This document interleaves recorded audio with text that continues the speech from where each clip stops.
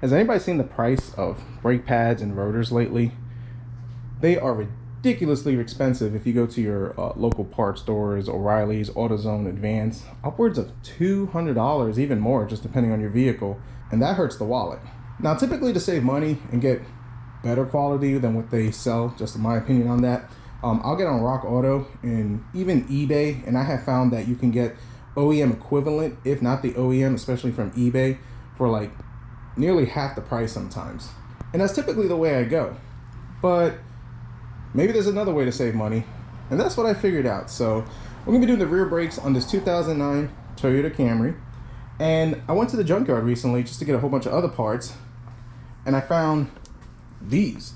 And I got 2 rear rotors, which look pretty decent, and pads, which are practically brand new for 20 bucks.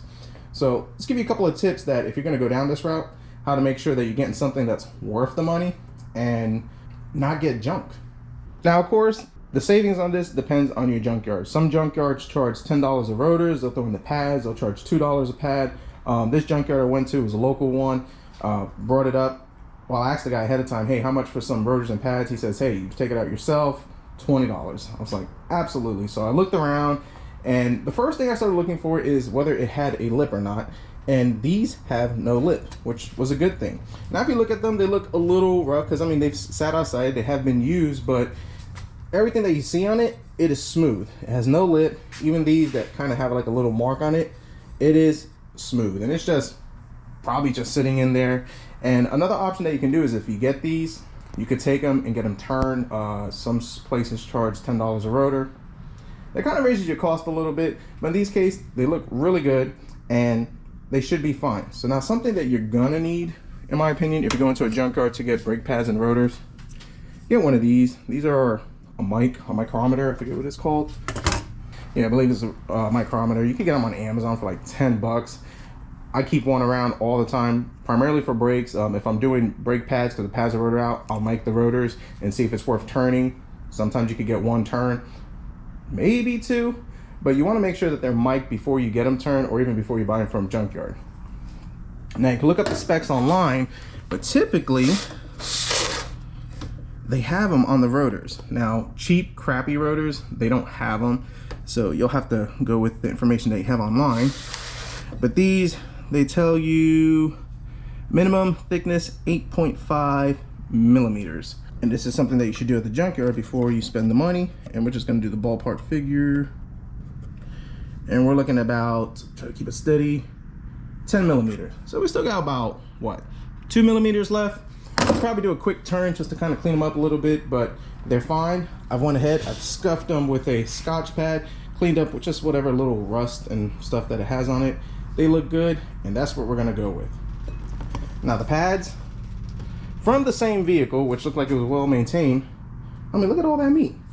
And these things look practically brand new. I don't know the brand on them, but they look pretty good. Now for rear rotors, something to consider, your braking for your 4-disc wheel brakes is like 60 in the front, 40 in the back. I believe drums are 70 and 30. If I'm off a little bit on that, I'll correct that on the screen, but from what I remember when I took a class, it's 60-40 for disc brakes and 70-30 for drum brakes. So these are not going to get used as much. They're not going to take as much abuse, so you can be a little forgiven on what you use. So now let's go ahead and let's get started. So now one of my logics behind doing this is this vehicle right here is kind of my beater with a heater. It has 206,000 miles, runs fantastic, but I mostly use it just to go back and forth to work. And my commute is maybe 10 miles a day. And pretty soon when my company vehicle comes back, this thing is gonna sit 5 days a week, maybe get used twice on the weekends, if that. I have a 2013 Toyota Highlander, which I spared no expense using OEM parts on it. And that's the one that if myself and the family decide, hey, we're gonna go on vacation, do something long distance, that's the one that we use. We don't spare expenses. But for this, I mean, if it's a quick commute car, that's an option.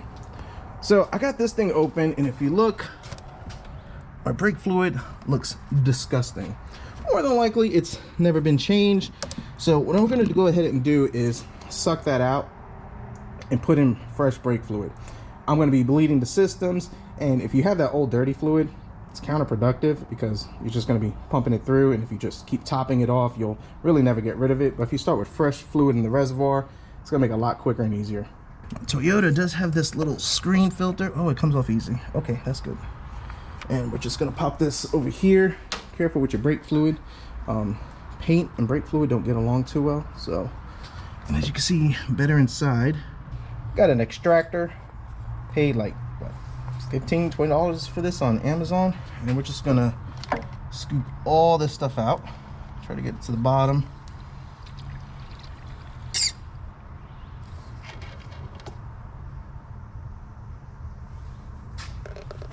Surprisingly, that doesn't look as bad as what it is. Oh wait, nope. And I'll show you that in just a sec. As it's going in there, it's pretty gross.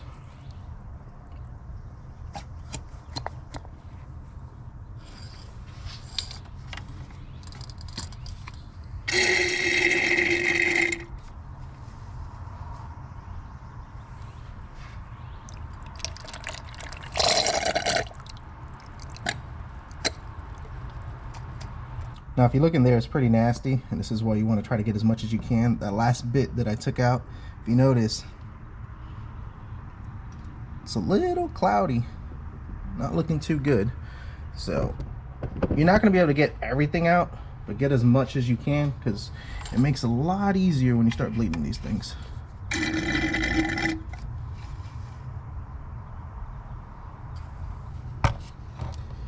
Dot 4 says Toyota calls for dot 3, but dot 4 will work. This is what I have. This is what we're going to use.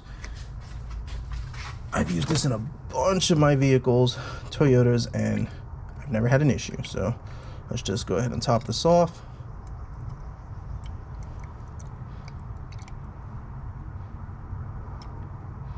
And we're going to give it a little extra because we're going to be bleeding this. Now, I went ahead and cleaned the strainer off camera. Looks better than it was, and we're just going to pop that back in here, close this up until we're ready to come back and bleed it. And if you look at our fluid, it's pretty nasty. I mean, I've seen worse, but still, this is a fluid that I find that's always overlooked. There's actually little particles in here. This was very cleaned before anything, but yeah, stuff's pretty bad. So we'll dispose of that. And now let's take off the wheels. 21.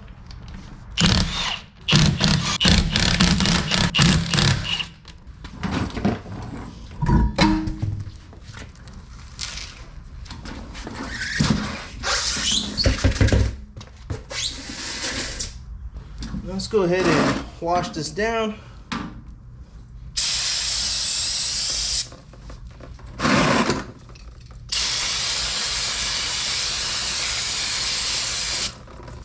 Caliper, it should be a 12, I think.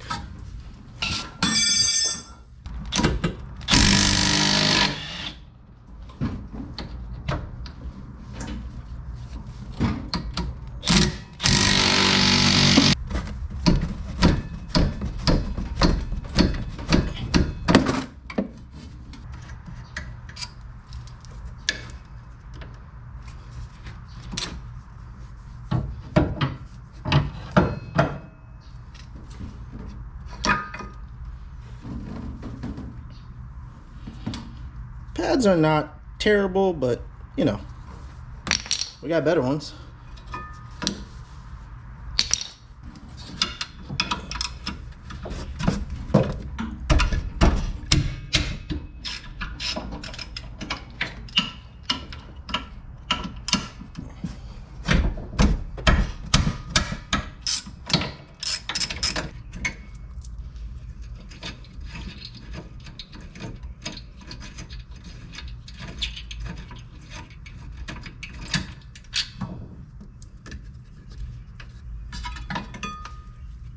So now these are the size for it. I don't know what size it is. I think I use these to wall mount TVs, but it's a little crusty. All right, going through the junk pile, found ones that work. Now ideally, you know, you want to have the whole bolt head thing and not this type, but I live in the South. We don't deal with rust or corrosion, and this will work. The northern people, this probably will not work.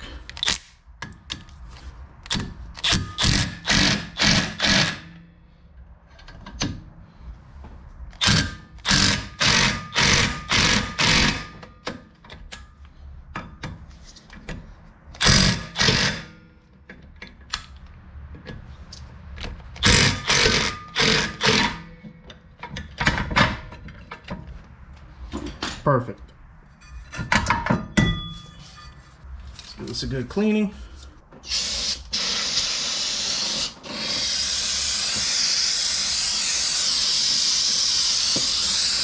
So now the $1,000,000 question, do you mess with this stuff? I don't. Unless I see pad separation or a spring that's broken, or like down over here, the adjuster, if it's not moving, that's when I'll mess with it. Now these pads do look a little thin. I mean, they're probably original, 206,000 miles, but they're not broken, no pad separation. It'll be fine. Maybe in the future I'll come back and change them, but for today's purpose, they're good enough. Now, also, it's a good time to check to see if you have any bearing noises. If you heard any crunching, scratching, or some weird noise when doing this, then you might want to address that. But everything looks good. Now let's go ahead and tackle this caliper. So now our caliper is going to need some love. Boot is broken. It's kind of unfortunate. I've already looked online, just checking the local parts store, and it's worth the wait. I'd rather come back, redo this, take out the caliper and change it than spend it local. I think the price they want something like $70, $80, and then you get that's including after turning in the core. When Rock Auto has them a lot cheaper, so we're gonna run with this for now. Push it in. As long as this piston moves in, I'll be good with it. If it doesn't move in, I'm gonna have to suck it up. So hoping for good thoughts. No, that'll work.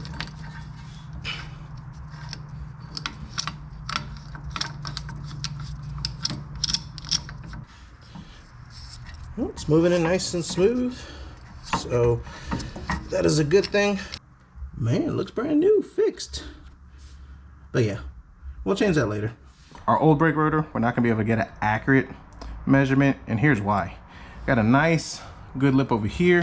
I'm pretty sure you can see it on right up there, but yeah, there's a nice fat lip, and my tool is only, you know, touching the lip. So already looking at it, I mean, we got a decent gap, maybe, I don't know, probably 2 millimeters if I had to guess on the actual surface of the rotor. So these are junk anyways, but I will save these plugs.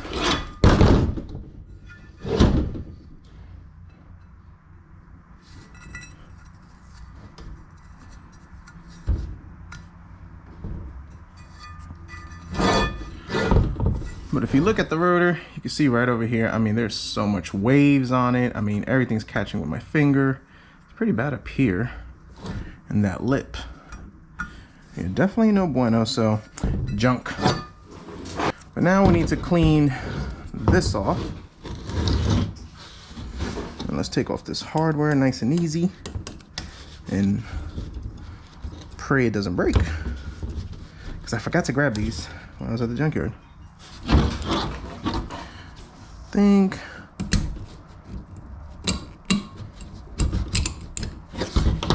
there we go. Yep, didn't bend nothing. Surface here looks pretty good, but we'll clean it up.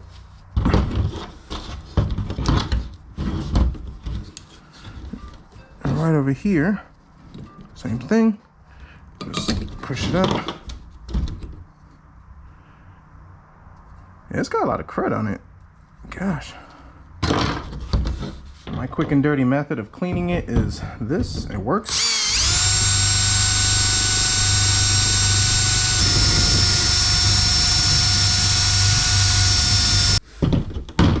That worked out pretty good. Same thing with these guys.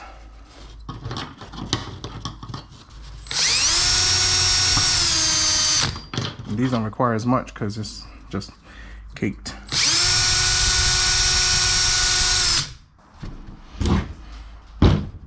Now let's move on to these. Ew. That's chunky. And not in a good way. Let's get all this off.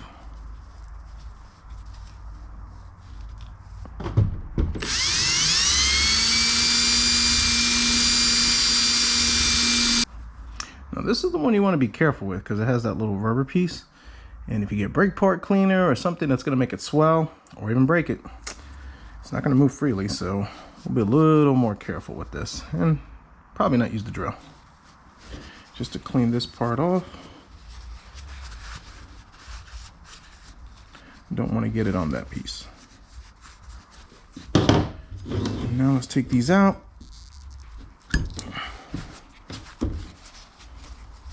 Now you can buy these, but this is a budget brake job and we're just going to clean it and make it better than what it was.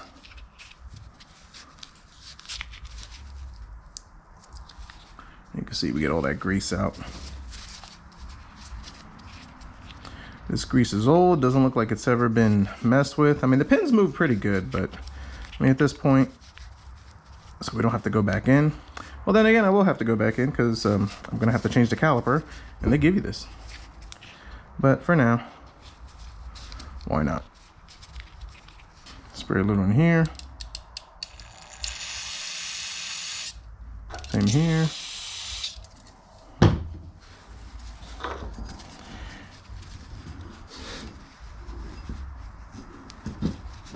I forgot I had these, and this should be the perfect size to get in there.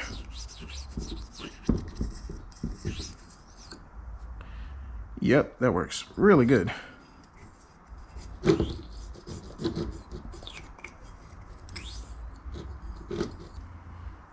Nice. I use this. I've used this for many years, many vehicles, and I've never had an issue using it. CRC synthetic brake caliper grease.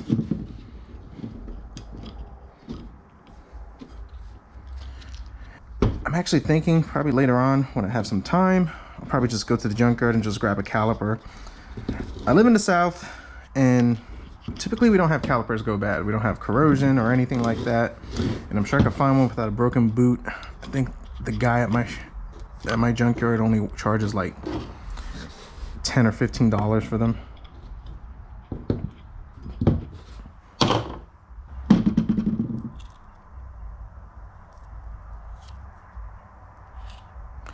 Don't go too crazy on it, just enough to let it slide. Spin it. As long as it moves freely. And then give it a little burp. Just a little bit of stuff over here.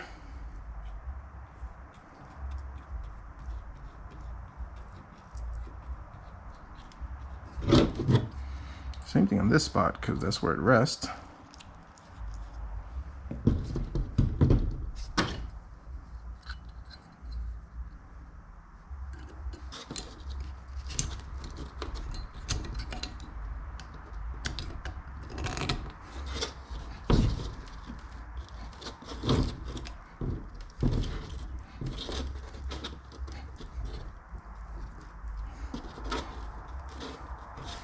Feels good.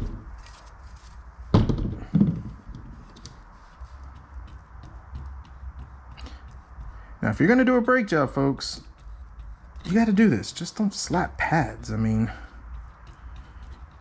you wanna make sure these things slide nice and easy. You don't get one getting stuck.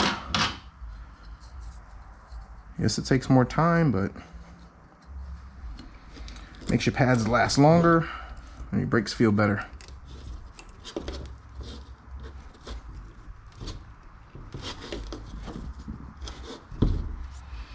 Perfect.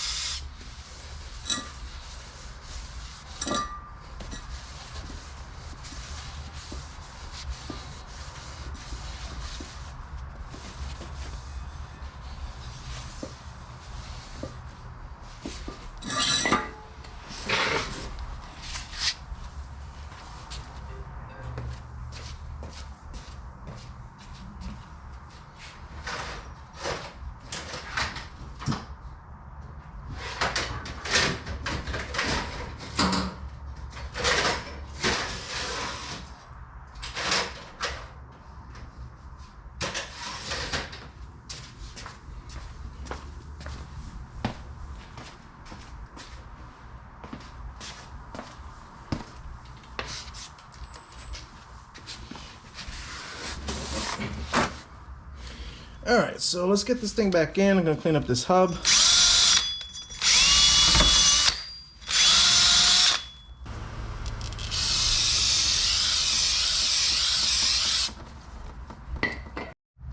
Now that's clean, I'm gonna use some metal protector to help make sure it don't get corroded or stuck. I mean, in the South ain't a big deal, but it's a habit I've always done.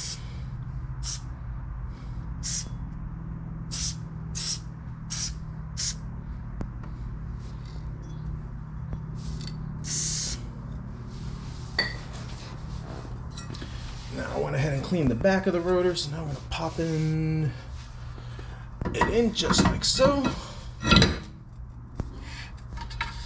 Well, probably should make sure I have access to that hole.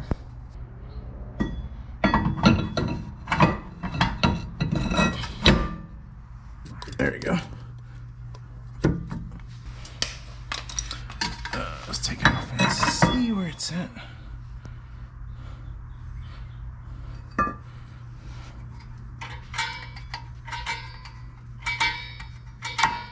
Sometimes it's easier just to go ahead and do it this way.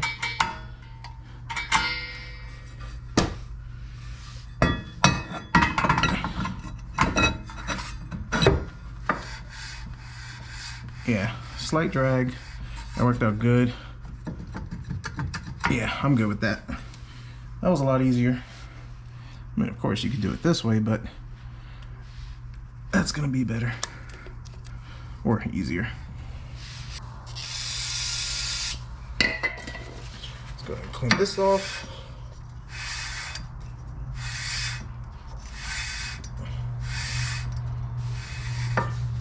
It's time for the caliper, which should go this way. Should be a bolt up here. Where you at? Where you at? Where you at?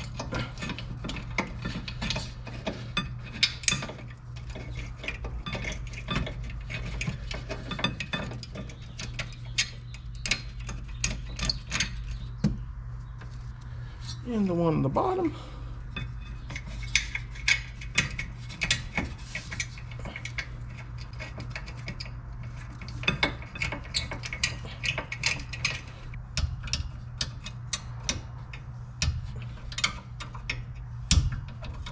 Now I went ahead and greased that up, so let's slide these in. I think these go in that way.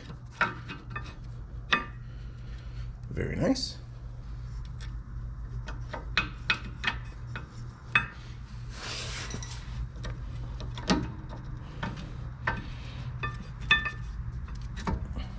Now for our caliper, just go ahead and put a little lube right on here. I'm probably gonna put a little extra, especially in that area that's torn, just for now, just to make sure, you know, it doesn't get corroded. But probably next weekend we'll go and hunt down a used caliper that's not messed up.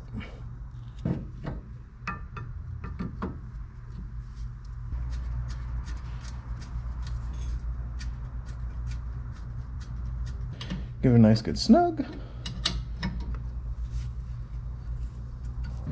There we go, done. So now let's take off our cap right up here. Man, that's a good cap. That's nice. Hopefully I don't break it. Yeah. I think that's like an 8. And I'll let this thing bleed out. Bleed the brakes, and we're done.